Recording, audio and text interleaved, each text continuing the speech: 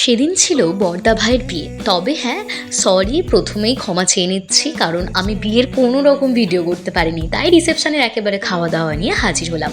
প্রথমেই ছিল স্যালাড, তার সাথে ফিশ চপ, আর সাথে ছিল কাসুন্দি। তারপরে ছিল হিঙের কচুরি, সাথে চানা পনির, যেটা এক কথায় অসাধারণ ছিল। এরপরে ছিল ফ্রাইড রাইস আর চিলি চিকেন। তবে ফ্রাইড রাইসটা অসাধারণ হলেও চিলি চিকেনটা আমার মতে আরেকটু বেটার হতে পারতো। জানি বাবু, এখন হয়তো অনেক গণ্যমান্য ব্যক্তি এসে কমেন্ট করবেন যে খেতে পাচ্ছ এটাই অনেক, আবার রিভিউ দেওয়ার কি আছে।